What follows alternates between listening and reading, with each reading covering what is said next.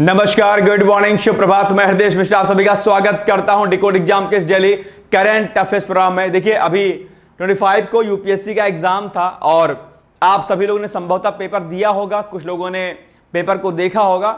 और जो लोग करंट अफेयर्स मेरा करते हैं लगातार, उन लोगों ने नोटिस किया होगा कि यूपीएससी के एग्जाम में 13 क्वेश्चन प्रत्यक्ष परोक्ष रूप से मेरे द्वारा कराए गए करंट अफेयर्स आए हुए थे, जिसका स्क्रीनशॉट भी मैंने शेयर किया था कि आप लोग देख लीजिए कम से कम कि ये क्या है।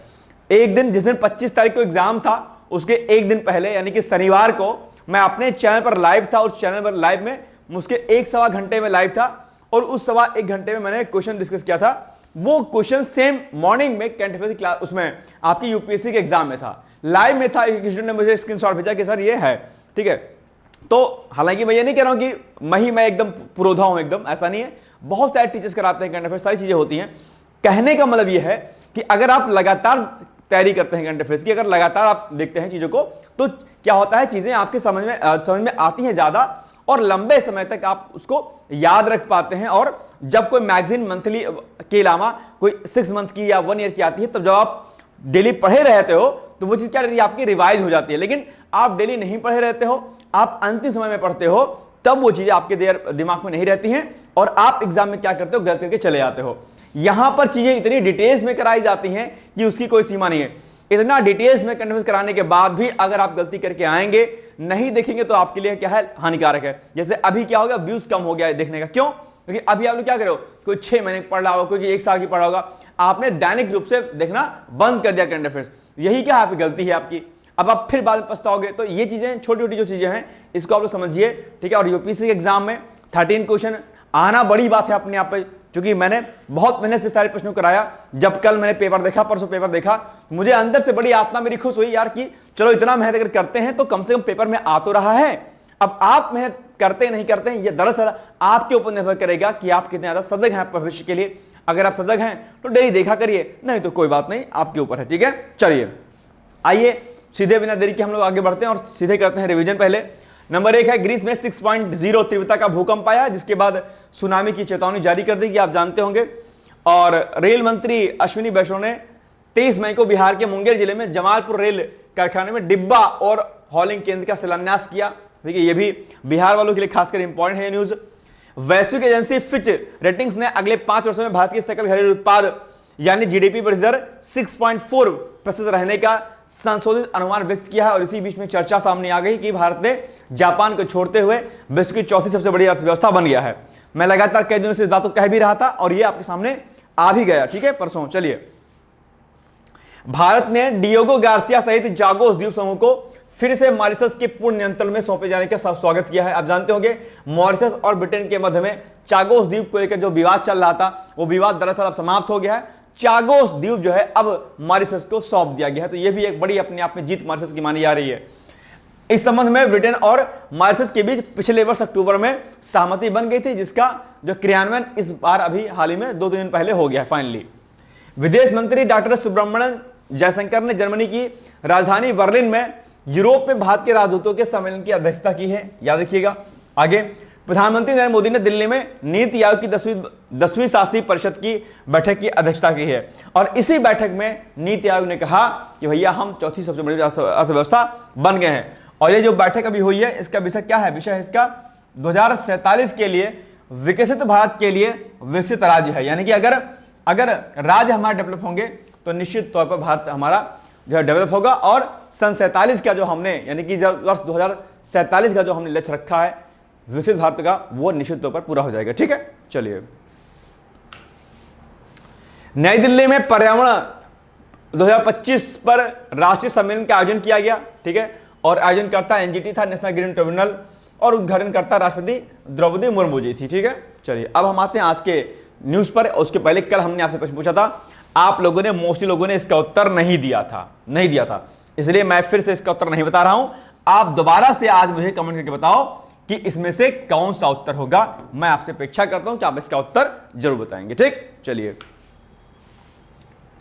अब आज का वह टॉपिक है कि भारत ने संयुक्त राष्ट्र सुरक्षा परिषद में आतंकवाद को लेकर पाकिस्तान की बड़ी आलोचना की है संयुक्त राष्ट्र में। और आप जानते हो कि इस समय भारत बड़ी कूटनीतिक चाल चल रहा है। भारत के सांसद अलग अलग देशों में जाते हैं और वहां पर पाकिस्तान की जो करनी और कथनी है उसको रखते हैं, ऑपरेशन सिंदूर के बारे में जानकारी देते हैं, वहां के टेरर एक्टिविटीज के बारे में भी जानकारी देते हैं। तो ये सब चीजें आजकल चल रही हैं। निश्चित तौर पर भारत एक बड़े कदम की ओर आगे बढ़ा है और अगर दोबारा कभी पाकिस्तान ने कुछ ऐसी हमाकत की तो निश्चित तौर पर मुझे लगता है भारत एक बड़ा कदम उठाने से पीछे नहीं हटेगा। ठीक है, चलिए, तो भारत ने संयुक्त राष्ट्र सुरक्षा परिषद में आतंकवाद को लेकर पाकिस्तान की कड़ी आलोचना की और कहा कि उसने दशकों से सीमा पार पाकिस्तान प्रायोजित आतंकी हमलों का सामना किया है। संयुक्त राष्ट्र में भारत के स्थायी प्रतिनिधि कौन है? पर्वत नेनी हरीश ने, ठीक है, इन्होंने एक बात की है। इन्होंने सशस्त्र संघर्षों में नागरिकों की सुरक्षा पर एक खुली बहस में यह टिप्पणी की। उन्होंने कहा कि पाकिस्तान ने आतंकवाद को बढ़ावा देने के लिए बार बार नागरिकों को ढाल बनाया है। जैसा कि अभी हाल ही में आपने युद्ध में देखा कि पाकिस्तान ने क्या किया, जो है युद्ध के बीच में ही नागरिकों के विमान को उड़ा दिया। वो जानता था कि अगर नागरिकों का विमान अगर आसमान में उड़ेगा तो क्या होगा, जो है भारत हमला नहीं करेगा। तो ये सारी बातें संयुक्त राष्ट्र के साथ साथ में अलग अलग देशों में रखी जाती है और पाकिस्तान को अलग थलग करने का प्रयास जोरों शोरों से चल रहा है। ठीक है, चलिए, बाकी संयुक्त राष्ट्र सुरक्षा परिषद के बारे में थोड़ा सा जानकारी हम लोग ले लेते हैं। इसको बोलते हैं यूनाइटेड नेशन सिक्योरिटी काउंसिल। संयुक्त राष्ट्र सुरक्षा परिषद जो है क्या है? यूनाइटेड नेशन सिक्योरिटी काउंसिल यानी कि यूएनएससी। आप जानते हो कि इसके बारे में इसमें 5 जो है अस्थायी सदस्य होते हैं और बाकी कई सारे अस्थायी सदस्य होते हैं। सबसे बड़ी बात है कि इन 5 सदस्यों के पास एक वीटो पावर होती है कि अगर किसी देश को मेंबर बनाना है, अगर उसमें से 5 में से किसी एक ने कहा कि नहीं है, हम नहीं बनने देंगे इसको अध्यक्ष, तो नहीं बनने दिया जाता है। भारत को इस यूनाइटेड नेशन सिक्योरिटी काउंसिल अर्थात संयुक्त राष्ट्र सुरक्षा परिषद में जो है अस्थायी सदस्यता देने की बात लगभग सभी देश कह रहे हैं। इसके जो इस जो यूएनएससी में जो शामिल जो 4 देश हैं वो भी कह रहे हैं, एक देश को छोड़ करके, और बाकी अलग अलग देशों के लोग भी कह रहे हैं जो भी अस्थायी हैं या इसके अलावा भी। लेकिन आप जानते हो चीन के अड़ंगे की वजह से चीन नहीं चाहता है कि यूनाइटेड नेशन सिक्योरिटी काउंसिल अर्थात संयुक्त राष्ट्र सुरक्षा परिषद में भारत अस्थायी रूप से सदस्यता प्राप्त करे। उसको अपनी जो है ज्यादा क्या कहते हैं बदतमीजियां कह लीजिए या जो भी कह लीजिए, वो नहीं चाहता कि उसकी पावर बढ़े, वो चाहता है कि हम ही पावर में रहे। लेकिन वह दिन दूर नहीं जब यूनाइटेड नेशन सिक्योरिटी काउंसिल में भारत अस्थायी सदस्यता को प्राप्त कर लेगा। और यदि ऐसा होता है तो ये जो टेरर वाला मामला है, ठीक है, ये एक बड़ा शॉर्ट आउट हो जाएगा। आप जानते हो कि आजकल वैश्विक लेवल पर आतंकवाद क्या था, टेररिज्म की कोई डेफिनेशन नहीं बनाई गई कि टेररिज्म किसे कहते हैं, ये डेफिनेशन ही नहीं है। निश्चित तौर पर यूएनएससी में शामिल होने पर संयुक्त राष्ट्र में जो क्या कहते हैं आपका ग्लोबली जो है क्या होगा, भारत का जो तमगा है बढ़ेगा और टेरर एक्टिविटीज पर निश्चित तौर पर एक बड़ा कदम उठाया जा सकेगा। खैर, अगर यूएनएससी की बात करें तो इसकी स्थापना 24 अक्टूबर 1945 को हुई थी और यह न्यूयॉर्क शहर अमेरिका में स्थित है।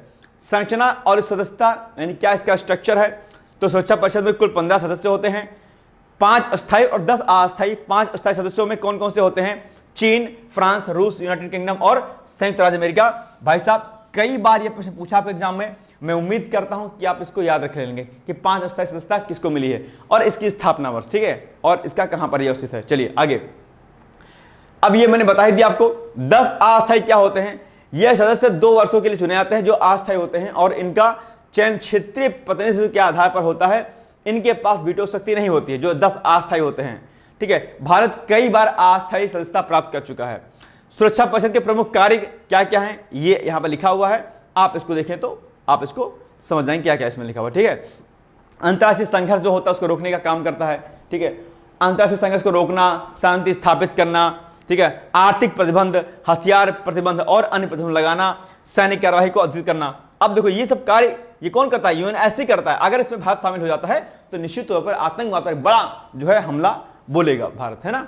चलिए, मानवाधिकारों की रक्षा करना, ये सारे क्या है इसके कार्य हैं, ठीक है। भारत और सुरक्षा परिषद, भारत अब तक 8 बार अस्थायी सदस्य के रूप में चुना जा चुका है, ठीक है।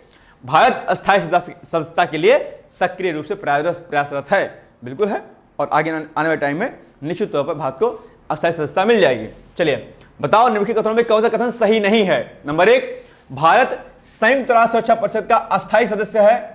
क्या है ऐसा बात है? नहीं है भाई, अस्थायी नहीं है। तो ये क्या हो गया? रॉन्ग हो गया। ध्यान रखना, इस पॉइंट को हमेशा आप लोग याद करके चलना, ठीक है। सही नहीं है मतलब रॉन्ग स्टेटमेंट। दूसरा, संयुक्त राष्ट्र सुरक्षा परिषद की स्थापना 24 अक्टूबर 1945 को हुई थी, बिल्कुल हुई थी, यही सही है, यानी कि ये वाला क्वेश्चन गलत है, तो एक, केवल एक इज द राइट आंसर। ठीक, चलिए। न्यू जुआरी सेतु पर 2 अरब 70 करोड़ रुपए से अधिक की लागत वाले वेधशाला टावर्स का शिलान्यास अभी हाल ही में हुआ है। ठीक है, तो किन्होंने किया? आप जानते हो कि नितिन गडकरी कौन से मंत्री हैं? सड़क परिवहन एवं राजमार्ग। ठीक है, इन्होंने गोवा के पर्यटन और बुनियादी ढांचे यानी कि बेसिक स्ट्रक्चर को प्रोत्साहन देने के लिए न्यू जुआरी सेतु पर 2 अरब 70 करोड़ रुपए से अधिक की लागत वाले वेधशाला टावर्स का शिलान्यास किया है। बड़ी बात है अपने आप में, है इतना बड़ा जो है प्रोजेक्ट है ये।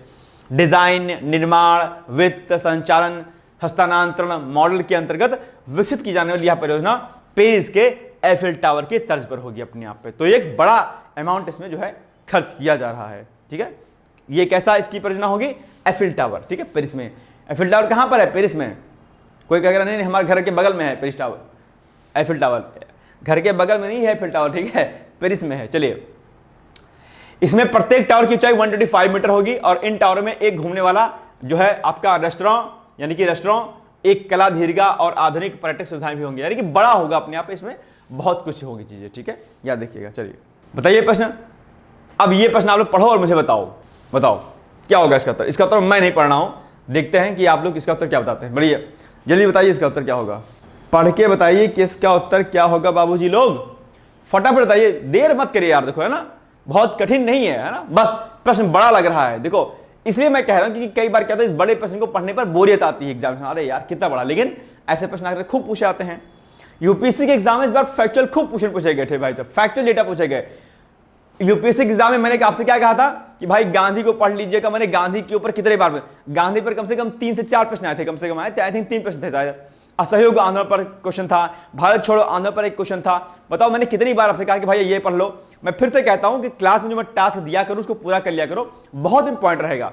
यूपीएससी पेपर उठा के देखोगे ना, मेरा चेहरा याद आएगा। अभी तो आरओ पीसीएस बाकी है, फिर से याद आएगा मेरा चेहरा अच्छे तरीके से सोचना। चलिए इसमें दोनों कथन क्या है? सही है, सी इज द राइट आंसर। ठीक है, पढ़ लिया होगा, दोनों कथन इसमें सही हैं। चलिए 72वें मिस वर्ल्ड प्रतियोगिता, इसके बारे में आप जानते होंगे, हाल फिलहाल में चल रही थी और इसमें जो है क्या हुआ है, चलिए तेलंगाना के हैदराबाद में इसका आयोजन जो है किया गया था। आप यहां पर इमेज के माध्यम से देख सकते हैं। ठीक है, और इसमें जो वर्ल्ड प्रतियोगिता में जो प्रतिभागी हैं उन्होंने हेड टू हेड चैलेंज में अपना सर्वश्रेष्ठ प्रदर्शन किया। और आप जानते हो कि miss Wales, miss Turkey, miss Trinidad और टोबैगो और मिस जाम्बिया महाद्वीपीय विजेता के रूप में बनकर उभरी और उन्होंने शीर्ष 10 में से स्थान प्राप्त किया।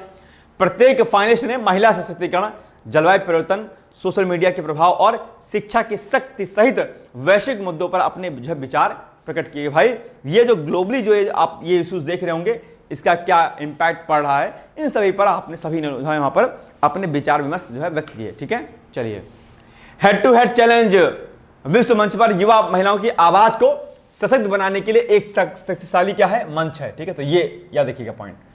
72वें मिस वर्ल्ड प्रतियोगिता का ग्रैंड फिनाले जो है कहां पर होगा?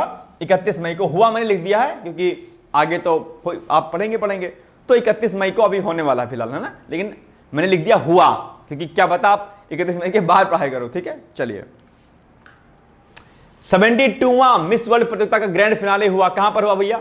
ये हो जाएगा आपका 31 मई, है ना, ए इज द राइट आंसर। ठीक है, कोई दिक्कत? चलिए हार्वर्ड विश्वविद्यालय ने अमेरिकी राष्ट्रपति डोनाल्ड ट्रंप के प्रशासन पर दूसरी बार मुकदमा दायर कर दिया। भाई साहब बताओ, दूसरी बार किया है किन्होंने? हार्वर्ड विश्वविद्यालय ने। ये बड़ी बात है अपने, बताओ विश्वविद्यालय मुकदमा दायर कर रहे हैं, अभी राष्ट्रपति के प्रशासन पर, बताइए एडमिनिस्ट्रेशन पर, बताइए। तो अब देखिए इसके बाद क्या है, इससे पहले होमलैंड सिक्योरिटी डिपार्टमेंट ने कहा था कि वह हार्वर्ड विश्वविद्यालय को अंतर्राष्ट्रीय छात्रों के दाखिला देने से रोक देगा। अब बस अब सब ये क्या मतलब बेवकूफी बातें हैं क्या?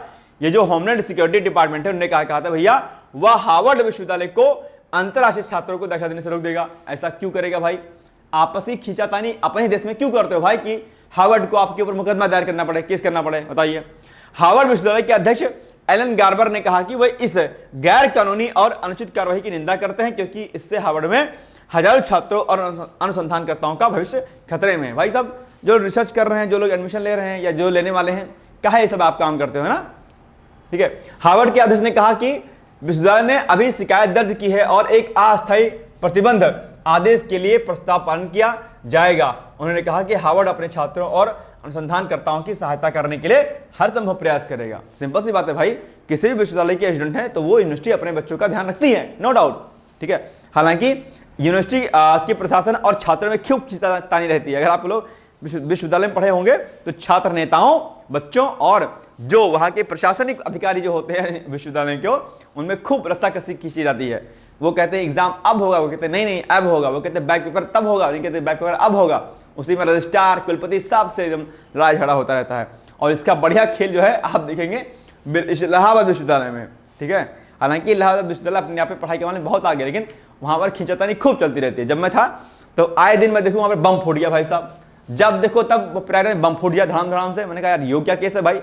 मैं तो शांति प्रिय विश्वविद्यालय से आया था, गुरुकुल से आया हुआ था, जहां पर शांति शांति जाके पेड़ पौधे, वहां का हमारे यहाँ का एटमॉस्फेयर अगर आप देखेंगे तो दिल आपका गार्डन गार्डन हो जाएगा।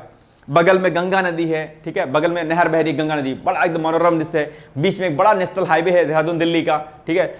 उसके बगल में मेरा जस्ट उसी से लगा हुआ हमारी यूनिवर्सिटी है, मतलब गंगा नहर, फिर तुरंत उसी से लगी हुई यूनिवर्सिटी हाईवे, उसी से फिर लगा हुआ क्या कहते हैं हमारा कैंपस यूनिवर्सिटी का। और बढ़िया हरियाली, एकदम पूरे पेड़ पत्ते जब गिरते थे तो ऐसा लगता था कि क्या ही क्या हो गया हो रोड पर। एकदम बढ़िया सड़की चौड़े, बड़ा सा कैंपस, हरियाली, ग्रीनरी, ठीक है, हवन पूजन यज्ञ, एक बड़ा मनोरम स्थल, शांति शांति। वहां छोड़ के जब मैं इलाहाबाद गया तो आए दिन जब देखो तब कोई कहे यार यहाँ बम फूट गया, पुलिस फोर्स आ गई इलाहाबाद विश्वविद्यालय में, कोई कहे यहाँ पर, कोई कहे कटरा बम फूट गया, कोई कहे हॉस्टल में बम फूट गया। मैंने कहा ये क्या सीन है भाई साहब। मेरा दोस्त आया था तैयारी करने, भाई साहब 2 दिन के अंदर चला गया वो, कहा मैं नहीं रुक पाऊंगा यहाँ प्रयागराज में। एक तो उस समय मुझे याद है 2015 में गंदगी उस टाइम बड़ी रहती थी, है ना, बहुत रहती थी। उसके बाद जस्ट बात कुंभ था वहां पे, तो फिर काफी ज्यादा प्रगति वहां पर हुई थी 2 साल के बाद, लेकिन उस समय काफी ज्यादा गंदगी वहां पर इलाहाबाद में रहती थी। लेकिन ये सब चीजें क्या है, थोड़ा सा ध्यान देना चाहिए। ये सब गंदगी वगैरह ये सब नागरिकों के ऊपर डिपेंड करता है, हम कितना गंदगी करते हैं, प्रशासन क्या कर ले बेचारा, है ना। चलिए, अब तो प्रयागराज है भाई साहब, अब तो क्या ही कहने, ठीक है। 2016 वाला में मुझे याद है कि प्रयागराज में बहुत तेजी के साथ ओवरब्रिज बने थे जब कुंभ होना आया था। मतलब इतने ज्यादा आरओबी और ब्रिज बन गए थे कि मैंने कहा भाई साहब इतना तेज डेवलपमेंट तो मैं देखा ही नहीं आज तक। बीजेपी गवर्नमेंट उस समय आ गई थी फिलहाल तो, अब जानते हो कुंभ को प्रमोट करते हुए बीजेपी निश्चित तौर पर। चलिए, हाल ही में किस विश्वविद्यालय ने अमेरिकी राष्ट्रपति डोनाल्ड ट्रंप के इस प्रशासन पर दूसरी बार मुकदमा दायर किया है? तो हार्वर्ड विश्वविद्यालय ने किया भाई साहब, ठीक है, याद रखिएगा। चलिए, अभी हमारे ही क्षेत्र के एक मैं कल न्यूज पढ़ रहा था तो हार्वर्ड विश्वविद्यालय, सर हार्वर्ड है या कौन सा, कैम्ब्रिज या हार्वर्ड में से कोई एक में, उन्हें जो है आई थिंक 10 करोड़ का जो है शायद पैकेज पे, या 10 करोड़ पैकेज है शायद, ऐसे कुछ है। तो उनको जो है फेलोशिप मिली हुई है वहां पर करने के लिए। हमारे डिस्ट्रिक्ट से बहराइच से ही उन्होंने 10th एंड 12th किया था, ठीक है। बेसिक एक आई थिंक 5th क्लास तक गांव से पढ़े, उसके बाद 12th तक जो है हमारे यहाँ पर सन नार्बर्ट एक स्कूल है वहां से पढ़ाई की उन्होंने। उसके बाद जो है आई थिंक ग्रेजुएशन शायद किया था, बीटेक किया, बीटेक आईआईटी बॉम्बे से किया, और आईआईटी बॉम्बे से सीधे उनको जो है वो स्कॉलरशिप मिल गई। तो एक छोटे से गांव के व्यक्ति जो है, हमारा जो क्षेत्र है, लोग कहते हैं कि यहाँ पर एजुकेशन नहीं अच्छा है, लेकिन बहुत अच्छा है, ठीक है। गांव के हमारे यहाँ के छात्र बहुत बड़े बड़े पदों पर हैं, ठीक है, अच्छी बात है ये। आईएएस के मामले में खूब ज्यादा है, ठीक है। चलिए, आईएएस तो हमारे खुद के घर में भी है, लेकिन वहां पे भी है। चलिए, A option is the right answer, Harvard विश्वविद्यालय। 5वां राज्य स्तरीय शिरुई सिली लिली महोत्सव, ये भी चर्चाओं में एक प्रकार का ये पुष्प है, और ये भी क्या है, आईयूसीएन की रेड लिस्ट में जो है इंडेंजर्ड इसको रखा गया है, ठीक है, सिरुई लिली को, ठीक है, इंडेंजर्ड। आईयूसीएन आप जानते होंगे, IUCN international union for conservation of nature, लेकिन इसका फुल फॉर्म और क्या होता है, international union for conservation of nature and natural resources, ठीक है। हालांकि किताबों में क्या लिखा रहेगा, international union for conservation of nature लिखा रहेगा, ठीक है। आईयूसीएन रेड डेटा बुक जारी करता है, आप जानते होंगे। रेड डेटा बुक क्या है, रेड डेटा बुक में इंडेंजर्ड, डेंजर, एक्सटिंक्ट वाले जो भी चीजें होती हैं उनको इसमें रखा जाता है, ठीक है। तो 5वां राज्य स्तरीय सिरुई लिली महोत्सव 2025 मणिपुर के उखरुलु जिले के सिरुई गांव में 20 से 24 मई 2025 तक आयोजित किया गया। यह महोत्सव मणिपुर सरकार के पर्यटन विभाग द्वारा आयोजित किया गया था, और यह इस वर्ष सिरुई लिली की खोज की 75वीं वर्षगांठ के उपलक्ष्य में इसको मनाया गया, ठीक है। सिरुई लिली जैसा कि आप यहां पर देख पा रहे होंगे, ठीक है। आई थिंक शायद यही है ना, इसकी पंखुड़ी कुछ इस प्रकार से होती है, बड़ा अच्छा पुष्प होता है, इंडेंजर्ड है भाई, ये आईयूसीएन की रेड लिस्ट में इंडेंजर्ड में इसको रखा गया, ठीक है, विलुप्त होने की कगार पे है ये अपने आप में। चलिए, महोत्सव की विशेषताएं क्या होगी, इसमें जो है प्रकृति संरक्षण, सांस्कृतिक विरासत, यह महोत्सव दुर्लभ और लुप्तप्राय सुरुई लिली के संरक्षण के प्रति जागरूकता बढ़ाने और मणिपुर की समृद्ध सांस्कृतिक विरासत को प्रदर्शित करने के उद्देश्य से मनाया जाता है। आप जानते होंगे कि ये पुष्प क्या है, इंडेंजर्ड है, तो इसको बचाने के प्रयास इसमें किए जाएंगे।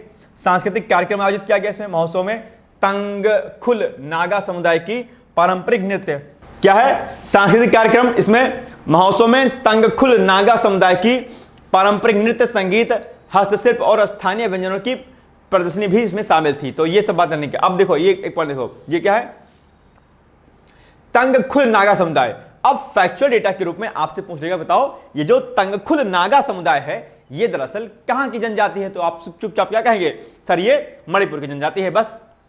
अब देखो, अब ये इसमें लग ऐसे आप लोग क्या सोचोगे, विशेषता लिखिए, क्या पढ़े विशेषता, लेकिन नहीं, कई बार डिटेल्स में पढ़ने में जानकारी होती है, जैसे मिल जाती है, जैसे यहां पर ये जानकारी आपको मिल गई कि तंगखुल जो नागा समुदाय है वो मणिपुर में पाए जाते हैं। ठीक है, याद रखिएगा। चलिए बाकी और पॉइंट लिखा है, खेल और प्रतियोगिता हुई इसमें, कई प्रकार के खेल, ठीक है, और इसके अलावा साहित्यिक पहल, यहां पर भी साहित्य के महोत्सव के माध्यम से साहित्यिक महोत्सव मनाया गया, इसमें कहानी, कला, साहित्य परंपराओं के बारे में जानकारी दी गई।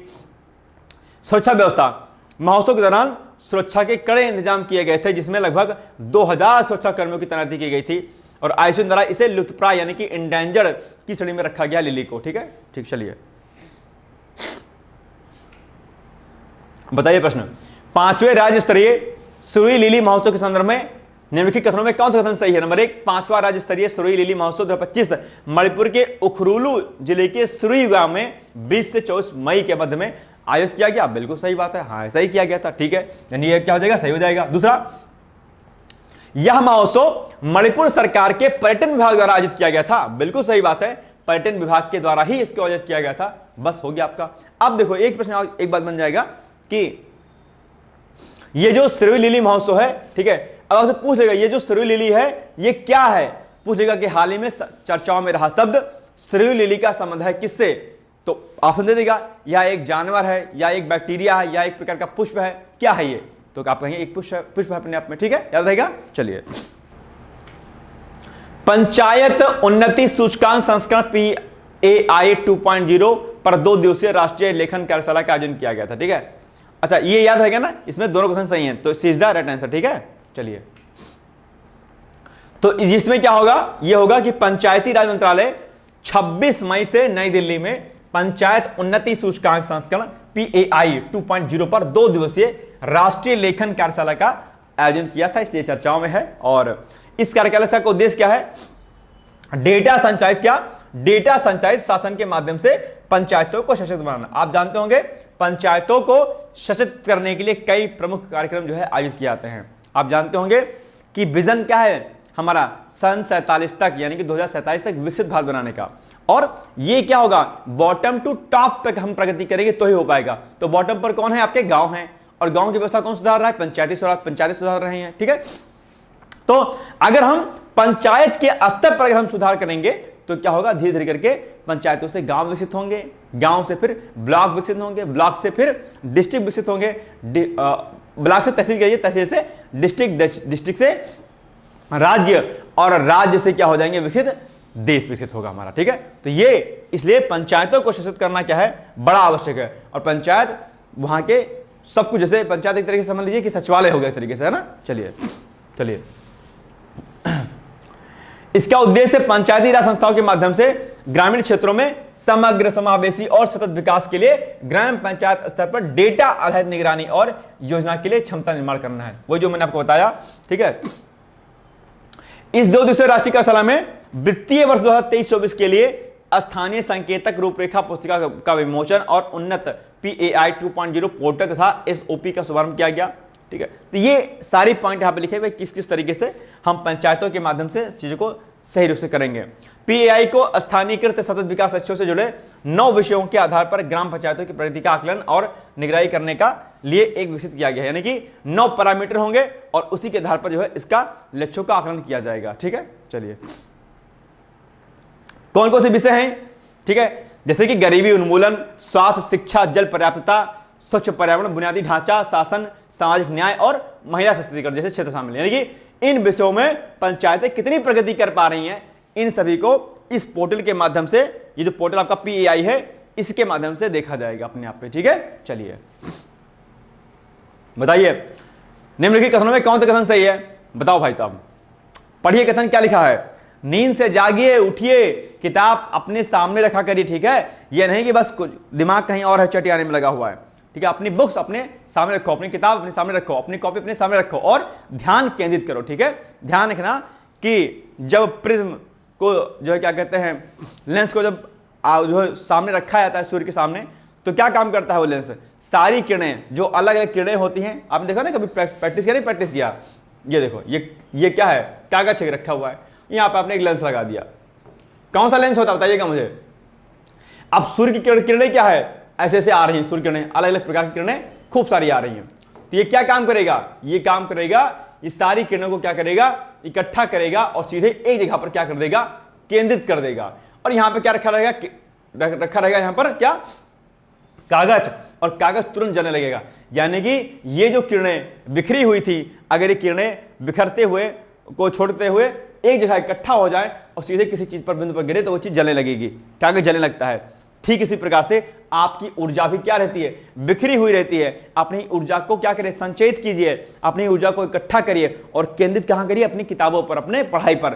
फिर देखिए कि सक्सेस आपको कैसे नहीं मिलती है। ठीक है, याद रखिएगा इस बात को। चलिए, अब आपका दिमाग क्या रहेगा? चैटियाने में, फोन पे, पार्टी में, शादी में, मूवी देखने में, इनमें सब में आपकी ऊर्जा अलग अलग बिखरी रहेगी। इस ऊर्जा को आपको इकट्ठा करना है और अपनी पढ़ाई पर लगा देना है। बस यहीं से क्या होगा? जहां आपकी ऊर्जा इकट्ठा हुई वहीं पर आपको मिल जाएगी क्या? सक्सेस। SUCCESS। ठीक, सक्सेस, सफलता। राइट, ध्यान रखिएगा। तो दोनों विकल्पों को अगर आप पढ़ेंगे तो आप ये पाएंगे कि दोनों विकल्प आपके सही हैं, है ना? पढ़ ही लिया होगा आपने। ठीक है, तो बस आपका क्या हो जाएगा? सी इज द राइट आंसर। ठीक, चलिए भारत दुनिया की चौथी सबसे बड़ी अर्थव्यवस्था। अभी हाल ही में नीति आयोग ने जो है इस बात को रखा। मैं लगातार कई दिनों से कह रहा था कि वह दिन दूर नहीं जब भारत जो है तीसरी सबसे अर्थव्यवस्था और उसके बाद फिर पहली सबसे बड़ी इकोनॉमी, वर्ल्ड इकोनॉमी बनकर उभरेगी। लेकिन कई दिन से मैं भी कह रहा था कि जल्द ही जापान को पीछे छोड़ेगा भारत। और फाइनली नीति आयोग ने चर्चा की कि भैया IMF के डेटा के अनुसार भारत को ने अब जापान को बैक कर दिया है और जापान को पीछे छोड़ते हुए भारत अब विश्व की चौथी सबसे बड़ी इकोनॉमी, यानी कि वर्ल्ड लार्जेस्ट 4th नंबर की जो इकोनॉमी बन गई है। यह भारत के लिए बड़ी जो है अच्छी खबर है। अगर भारत पहली सबसे बड़ी अर्थव्यवस्था बन जाता है, निश्चित तौर पर भारत की तरफ कोई आंख उठा करके भी नहीं देख पाएगा अपनी आप पे। यह बड़ी बात है, बड़ी बहुत बड़ी बात होगी। ठीक है, हालांकि चौथी बड़ी अर्थव्यवस्था में शामिल हो गए हैं और बहुत जल्दी 1-2 साल के अंदर ही हो सकता है हम लोग तीसरी वर्ल्ड इकोनॉमी के रूप में, लार्जेस्ट इकोनॉमी के रूप में हम लोग आ जाए। ठीक है, तो आप लोग की मेहनत, सरकार की मेहनत और सबका जो है साझा प्रयास रहा है कि हम लोग आगे आ गए हैं। चलिए, नीति आयोग के अनुसार भारत ने जापान को पीछे छोड़ते हुए दुनिया की चौथी सबसे बड़ी अर्थव्यवस्था बन गई है। अब मुझे जरा एक बार आप बताओ कि चौथी अर्थव्यवस्था तो बन गया है, लेकिन 3 टॉप कंट्री कौन कौन सी है? 3 टॉप, अभी 3 टॉप कंट्री कौन है जो भारत से पहले हैं? वो कौन सी टॉप कंट्री हैं जो वर्ल्ड इकोनॉमी में लार्जेस्ट है? बताइए 3 कंट्री कौन कौन सी है? चलिए, ये आप देख सकते हैं कि अब भारत अब चौथी सबसे बड़ी अर्थव्यवस्था है और इसकी कुल कीमत कितनी है? $4 ट्रिलियन है। कितनी है? $4 ट्रिलियन की जो है हमारी जो क्या है अर्थव्यवस्था बन चुकी है और इसी के साथ हम लोग 4th नंबर के जो है कंट्री बन गए हैं।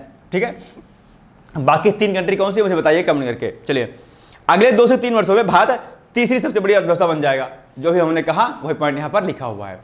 2 से 3 साल नहीं, हमको लग रहा है 2-2.25 साल के अंदर, 2.5 साल के अंदर ये पूरा हो जाएगा टास्क। ठीक है, बहुत कोई बड़ी बात नहीं है, 2 साल में भी हो सकता है ना, कोई बहुत बड़ी बात नहीं है। चलिए, नीति आयोग भारत सरकार की एक प्रमुख नीति निर्धारण संस्था है। नीति आयोग के बारे में आप पढ़ लीजिए। ठीक है, और जनवरी 2015 को योजना आयोग के स्थान पर स्थापित किया गया था इसको। इसका पूरा नाम क्या है? इसका पूरा नाम क्या है? National institution for transforming India. ये नीति आयोग के बारे में जानकारी यहां पर दी गई है। ये फुल फॉर्म कई बार आपके एग्जाम पूछा गया। ठीक है, ये वाला national institution for transforming India.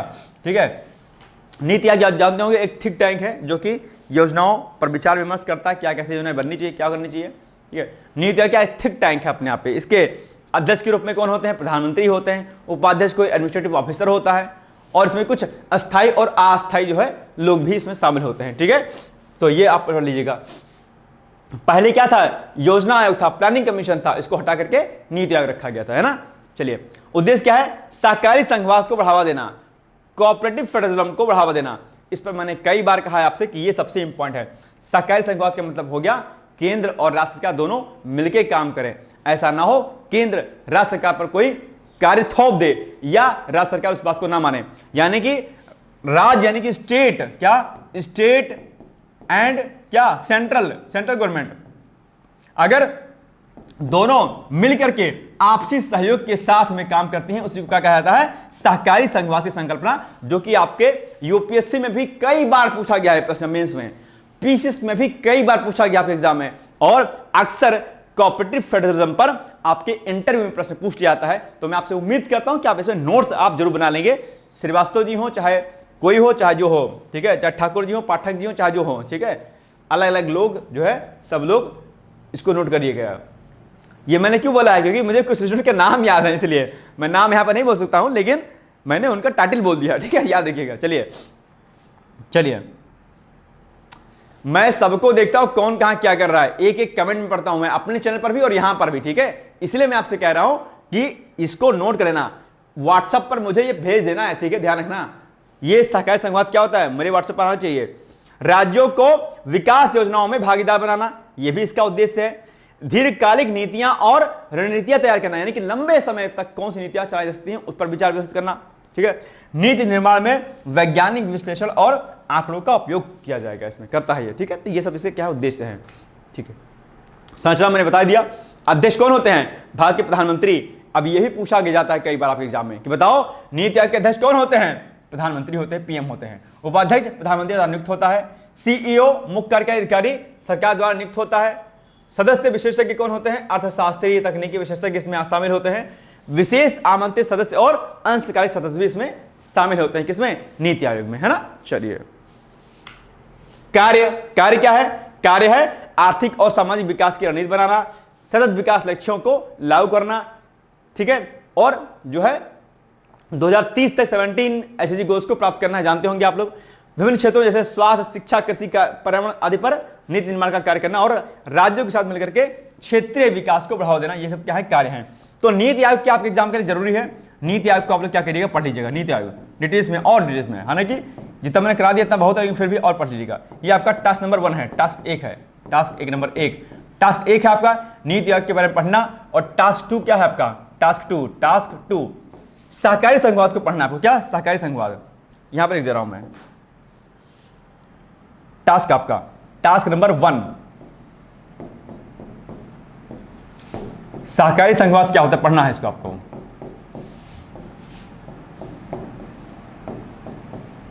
ठीक, टास्क नंबर 2 नीति आयोग।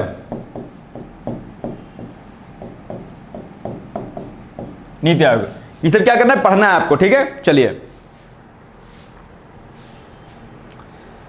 बताओ, हाल ही में भारत ने किस देश को पीछे छोड़ते हुए विश्व की चौथी सबसे बड़ी अर्थव्यवस्था बना। कौन सा देश को छोड़ा है, जापान को छोड़ दिया पीछे, बस ये हो जाएगा, D is the right answer, ठीक। चलिए, विश्व थायराइड दिवस अभी चर्चाओं में रहा है और 25 मई को दरअसल ये विश्व थायराइड दिवस मनाया जाता है, आप जानते होंगे। और थायराइड विकृति के बारे में जागरूकता फैलाने और शुरू से ही निदान और प्रबंधन को प्रोत्साहन देने के लिए यह दिवस प्रतिवर्ष जो है मनाया जाता है। थायराइड अपने आप में क्या होता है, थायराइड एक ग्लैंड होती है, छोटी सी तितली के आकार की होती है, ठीक है। और थायराइड की समस्या आजकल बहुत जोरों शोरों से चल रही थी, इसलिए आप लोग अच्छे से खान पीन और आयोडीन वगैरह खूब अच्छे से लिया करिए, है ना। चलिए, यह दिवस हमें थायराइड संबंधी किसी भी संदिग्ध स्थिति में चिकित्सा सहायता लेने की याद दिलाता है कि भाई आपको अपना इलाज कराना है, अभी नहीं छोड़ना है। थायराइड तितली के आकार की छोटी सी क्या होती है, ग्लैंड होती है, थायराइड ग्लैंड, जानते होंगे, पढ़े होंगे बारे में निश्चित तौर पर, ठीक है। यह कहां होती है, थायराइड ग्लैंड कहां होती है, आपके नेक में होती है, गर्दन में होती है। छोटे आकार की होने के बावजूद इसकी भूमिका बहुत महत्वपूर्ण है। यह ग्रंथि थायरॉक्सिन T4 और ट्राई आयोडोथायरोनिन T3 जैसे हार्मोन बनाती है। अब ये फैक्ट देखो कहीं मिलेगा नहीं, लेकिन मैंने आपको ढूंढ ढांड के मैंने डाला है, क्योंकि भैया मैं फिर से कह रहा हूं, आजकल एग्जाम में बड़े स्मार्ट हो गए हैं। वो क्वेश्चन कैसे पूछते हैं, किताब से नहीं उठा के पूछेगा यार, चैट जीपीटी उसके पास है, इंटरनेट है, गूगल उसके पास, काहे दिमाग लगाएगा भाई, आप किताब खोले पन्ना पलटेगा। और इंटरनेट पर अथाह दुनिया है इसके ज्ञान की, ठीक है। तो मैं भी वहीं से उठाता हूं मैटर, सिंपल सी बात है, सर्च करता हूं, या जो भी गवर्नमेंटल साइट होती हैं, जो इंटरनेशनल वेबसाइट होती है, मैं वहां से उठाता हूं, सब लोग करते हैं। तो ये आपकी मेहनत को मैं आसान करता हूं, इसलिए मैं फिर से कहता हूं, या तो आप खुद से करिए, इसमें आपको टाइम लगेगा। जैसे ये 7 से 8 10 प्रश्न जो मैं बनाता हूं, उसमें कम से कम 6 घंटे कम से कम लगते हैं, 6 घंटे बनाना, टाइप करना 6 घंटे। और आप जो है, आपको पढ़ने में केवल मात्र 40 मिनट लगते हैं, लेकिन आप उस 40 मिनट को भी नहीं खर्च करते हो। बस यही आपकी असफलता का मूल कारण है, ठीक है, समय नहीं देते हो आप लोग। चलिए, तो ये पॉइंट आपको क्या करना है, याद रखना है। जल्दी आपने बायो पढ़ा होगा, उस बायो वाले किताब में भी आपको ये पॉइंट नहीं मिलेगा, लेकिन मैंने आपको यहां पर मेंशन किया है। यह ग्रंथि ऐसे हार्मोन उत्पन्न करती है जो मेटाबॉलिज्म, धड़कन, शरीर के तापमान, ऊर्जा स्तर, मासिक धर्म, ठीक है, मेंस्ट्रुअल साइकिल, है ना, स्वास्थ्य और मानसिक स्वास्थ्य सहित अनेक महत्वपूर्ण कार्यों को प्रभावित करती है। कौन? ये जो आपकी थायराइड ग्लैंड होती है। इसलिए थायराइड ग्लैंड का सही रहना अपने आप में बड़ी बात होती है, इस पर आप लोग ध्यान दीजिएगा। चलिए, थायराइड विकृति के सामान्य लक्षणों में अचानक वजन बढ़ना या घटना, गर्दन में सूजन, गांठ, ठंडे या गर्म के प्रति संवेदनशीलता, मनोभाव में अचानक बदलाव, चिंता, उदासी, अनियमित महामारी, ठीक है, ये आजकल बहुत हो रहा है, ठीक है। मेंस्ट्रुअल साइकिल का डिस्टर्बेंस होना, इसके पीछे कई कारण, मैंने कई बार चर्चा भी की है। अभी ये मेंस्ट्रुअल जो है डे भी आने वाला है इसी मई में, है ना, ठीक है। बाल पतले होना या झड़ना और निरंतर थकान होना, ये सब जो है थायराइड ग्लैंड के डिस्टर्ब होने की वजह से ही होता है अपने आप में, ठीक है। चलिए, अति सक्रिय और स्वस्थ जीवन शैली से थायराइड विकृति के जोखिम को काफी हद तक कम किया जा सकता है। लेकिन दिक्कत क्या है कि आप चिंता में रहते हो, आप टेंशन में रहते हो, आप जंक फूड खाते हो, आप बहुत ज्यादा नॉनवेज खाते हो, ये सब नुकसान करता है आपको, वही रीजन है इसका, ठीक है। आयोडीन युक्त नमक, डेयरी उत्पादों और सी फूड का सेवन थायराइड हार्मोन स्राव के लिए आवश्यक है। नियमित स्वास्थ्य जांच और सैर यानी कि योग करिए, प्राणायाम करिए, घूमिए फिरिए तथा तैराकी जैसी शारीरिक गतिविधियों से मेटाबॉलिज्म बढ़ाने में सहायता मिलती है। अच्छा, मेटाबॉलिज्म, कैटाबॉलिज्म एंड एनाबॉलिज्म जानते हैं क्या होता है क्या? अगर नहीं जानते तो सर्च कीजिएगा। आज का इंटरनेट का टॉपिक आपका क्या है, आप लोग कैटाबॉलिज्म, मेटाबॉलिज्म और एनाबॉलिज्म के बारे में पढ़िएगा, है ना। चलिए आगे, एक पॉइंट आप देखिए, और एक है हाइपोथायरायडिज्म। ये क्या होता है? हार्मोन की कमी जिससे शरीर धीमा महसूस करता है। ये एक बीमारी होती है थायराइड ग्लैंड वाली ही, क्या इसको क्या बोलते हैं? हाइपोथायरायडिज्म बोलते हैं इसको, ठीक है। तो इसमें हार्मोन की कमी होती है जिससे शरीर धीमा महसूस करेगा। लक्षण क्या आएगा इसमें? लक्षण में आएगा थकान, वजन बढ़ना, ठंड लगना और बांस झड़ना। एक आता है हाइपरथायरायडिज्म, ठीक है। एक है हाइपोथायरायडिज्म और एक क्या है? हाइपरथायरायडिज्म। इसमें क्या होगा? हार्मोन की अधिकता। इसमें क्या होगा? हाइपोथायरायडिज्म में क्या होगा? हार्मोन की कमी होगी। ध्यान रखना, केवल एक मात्रा का अंतर है बस, ठीक है। तो हाइपोथायरायडिज्म में हार्मोन की कमी होगी और हाइपरथायरायडिज्म में क्या होगा? हार्मोन की अधिकता होगी। ध्यान रखिएगा।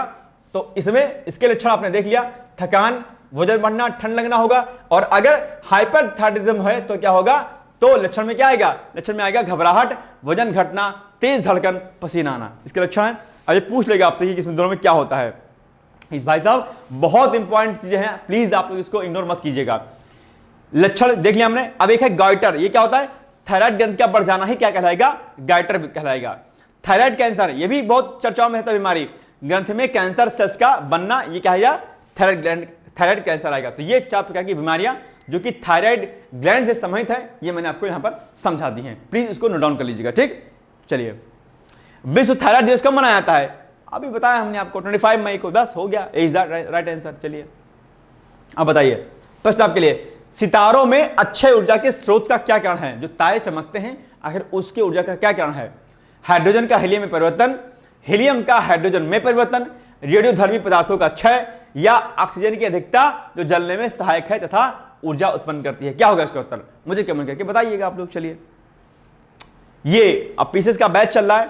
आप लोग फिर से मैं कह रहा हूं, अगर आपको एग्जाम क्वालिफाई करना है तो पीसीएस का बैच आप लोग ले सकते हैं। यहां पर आपको pre plus mains plus interview कराया जाता है।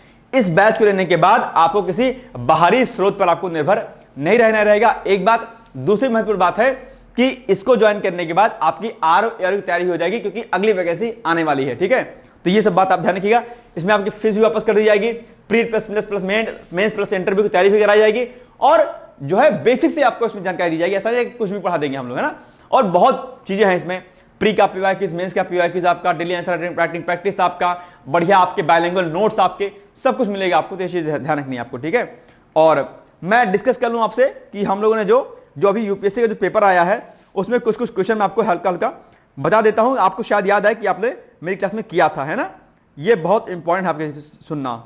चलिए 7 आइए, क्योंकि ये जानकारी दरअसल क्या होनी चाहिए, आपको होनी चाहिए। शायद अभी आपको याद आए कि हम लोगों ने जो अभी किया था, इन सारे प्रश्नों को किया था, ठीक है। अगर आप दैन रूप से मेरा करंट अफेयर्स करते रहे होंगे तो आपको याद आएगा। अभी देखो मैं आपको एक एक जो है करंट अफेयर्स मैं आपको दिखाता हूं, ठीक है। चलिए देखो, चक्रीय अर्थव्यवस्था याद होगा आपको। मैंने कहा था कि चक्रीय अर्थव्यवस्था क्या होती है, मैंने डिटेल्स एक्सप्लेनेशन कराया था, उसमें चक्रीय अर्थव्यवस्था को कराया था, ठीक है। बेमिस्टेक पर क्वेश्चन तो मैंने एक दिन पहले ही चर्चा किया था और मैंने कहा था बेमिस्टेक इंपॉर्टेंट है, इनके इन बिंदुओं को आप लोग तैयार कर लीजिएगा। एक दिन पहले ही मैं चर्चाओं में, अपने चैनल पर मैं चर्चाओं में था, उसमें था, लाइव में था, और आ गया क्वेश्चन, ठीक है। ठीक है, कि बिम्स्टेक की स्थापना कब हुई थी, बिम्स्टेक में जो है इसका नेतृत्व कौन कर रहा है। ये बहुत आसान सा प्रश्न है और ये आप एग्जाम में आया हुआ है, ठीक है। मैंने डिटेल्स में इसको कराया हुआ था। देखो जितने अंतरराष्ट्रीय संगठन होते हैं उनके बारे में हर बार मैं आपको याद कराता हूं चीजों को। इसके अलावा ब्रिक्स में भी, ब्रिक्स के क्वेश्चन को मैंने कितनी बार मैंने करा दिया। ब्रिक्स का जो 16वां सम्मेलन हुआ था उसके बारे में मैंने 4-5 क्वेश्चन कराया होता, आपको याद होगा तो, ठीक। इसके अलावा पेरिस समझौता, मैंने कितनी बार पेरिस समिट के बारे में आपको जानकारी दी है, उस पर एक क्वेश्चन था आपका, ठीक है। ग्रैंड पहले जो पेरिस में सम्मेलन हुआ था, AISN समिट, ग्रैंड पहले समिट को भी बताया था मैंने आपको, ठीक है। खो खो विश्व कप समझाया था, याद आ रहा होगा आपको, महिला और पुरुष दोनों विजेता बनी थी नेपाल को हराते हुए, यह भी मैंने कराया था आपको, ठीक है। और वायु प्रदूषण को कम करने हेतु जो है कृत्रिम वर्षा में क्या क्या जो है क्या कहते हैं यूज किया जाता है, वो ये क्वेश्चन भी आया है। हालांकि इसमें एक फैक्ट एक्स्ट्रा पूछ लिया थोड़ा सा कंफ्यूजन करने के लिए, है ना। इसमें सिल्वर आयोडाइड और पोटेशियम आयोडाइड होगा आई थिंक, है ना, लेकिन आप लोग मोस्टली सिल्वर आयोडाइड जानते होंगे, है ना। बस इसमें कंफ्यूज करिए थोड़ा सा, बस और कुछ नहीं है। IBRD अंतरराष्ट्रीय पुनर्निर्माण और विकास बैंक, याद है नहीं याद है, ये भी कराया था मैंने, और दो बार शायद इसको मैंने कराया, IBRD के बारे में बताया है मैंने आपको, ठीक है। और हल्दी बोर्ड, सिंपल सी बात है, इसको भी मैंने कराया था। हल्दी बोर्ड पर 2-4 कमेंट भी आए थे कि सर ये नहीं, पहले सर ऐसा था, कुछ कमेंट था ऐसा, मुझे याद है आज भी, ठीक है। इसके अलावा राष्ट्रीय गोकुल मिशन, भाई साहब 2 बार, इसको भी मैंने कराया, 3 बार कराया। राष्ट्रीय गोकुल मिशन पर मैंने 3 बार प्रश्न कराया है, आपको याद होगा तो, मुझे पूरी तरीके से याद है। राष्ट्रीय गोकुल मिशन को मैंने पीसीएस वाले बैच में भी कराया था, ठीक है। और 28वां 28वां संयुक्त राष्ट्र जलवायु परिवर्तन सम्मेलन, यह भी मैंने कराया, मुझे पूरी तरीके से याद है, ठीक है। COP 26, 28 है ना, सॉरी COP 28। और जैव विविधता हानि के नियंत्रण हेतु प्रकृति पुनः स्थापन विधि नेचर, यानी कि NRL जो अधिनियमित था, ये शायद मुझे नहीं याद आ रहा, शायद मैंने नहीं कराया था, आई थिंक ये रह गया था शायद, ठीक है। बस इतने क्वेश्चन मैंने कराए थे, आपको शायद याद आ रहा होगा। ये मैंने इसलिए कह दिया कि ताकि दिमाग में आपके रहे कि जो आप यहां पर मेहनत करते हो ये आपकी जाया नहीं जाने वाली है ना। तो फिर से मैं कह रहा हूं लगातार अपनी तैयारी प्लीज करिए, ओके।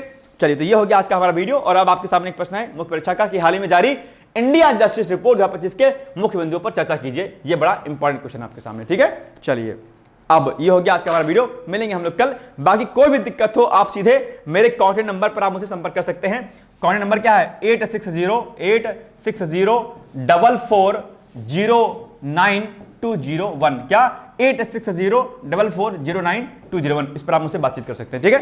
तो ये हो गया आज का वीडियो, बाकी मिलेंगे हम लोग कल। तब तक आप लोग पढ़ते रहिए, मस्त रहिए, मुस्कुराते रहिए और अपना ख्याल क्या करिए, रखते रहिए, ठीक है। Thank you so much, bye bye, take care, all the best. दोस्तों क्या आप पीसीएस अधिकारी बनना चाहते हैं? यदि हाँ तो डिकोड एग्जाम लेकर आया है यूपी पीसीएस फाउंडेशन कोर्स 2025। यह एक ऑल इन वन कोर्स है जिसमें प्रीलिम्स मेंस दोनों ही परीक्षाओं के लिए वीडियो लेक्चर, एनसीईआरटी और standard books based bilingual notes उपलब्ध कराया जा रहा है। इस कोर्स में प्री और मेंस के सभी प्रीवियस ईयर क्वेश्चंस पेपर भी वीडियो लेक्चर के माध्यम से कोर्स में सम्मिलित होंगे। साथ ही साथ में कोर्स का कंटेंट गुणवत्तापूर्ण होने के साथ ही साथ एग्जाम ओरिएंटेड है, जिससे कोर्स लेने वाले स्टूडेंट्स को कोई भी बाहरी पुस्तक या नोट्स पढ़ने की आवश्यकता न पड़े। इस कोर्स में प्रीलिम्स और मेंस के टेस्ट सीरीज तथा आंसर राइटिंग प्रोग्राम भी शामिल है, जिसके साथ ही साथ टेलीग्राम ग्रुप में रेगुलर टॉपिक वाइज टेस्ट कराए जाएंगे। इसके साथ ही CSET, निबंध तथा सामान्य हिंदी की अतिरिक्त कक्षाएं भी चलाई जाएंगी तथा हमारे कोर्स से परीक्षा में सफल होकर इंटरव्यू देने वाले विद्यार्थियों को इंटरव्यू की भी तैयारी कराई जाएगी और अंतिम परिणाम कुछ भी हो पूरी फीस उन्हें रिवार्ड के स्वरूप जो है वापस कर दी जाएगी तथा अगले बैच में उन्हें निःशुल्क प्रवेश प्रदान किया जाएगा। उल्लेखनीय है कि डिकोड एग्जाम एक संस्थान के रूप में 5 वर्ष के अपने सफल कार्यकाल में अब तक 55 से अधिक विद्यार्थियों को विभिन्न परीक्षाओं में अंतिम सफलता दिलाने में अपना सफल योगदान दे चुका है। इस कोर्स की फीस 15,000 रुपये निर्धारित की गई है, लेकिन पहले प्रवेश लेने वाले 100 विद्यार्थियों को 3,000 रुपये की विशेष छूट दी जा रही है। और अधिक जानकारी के लिए हमारे संस्थान के नंबर 6307495944 पर संपर्क करें।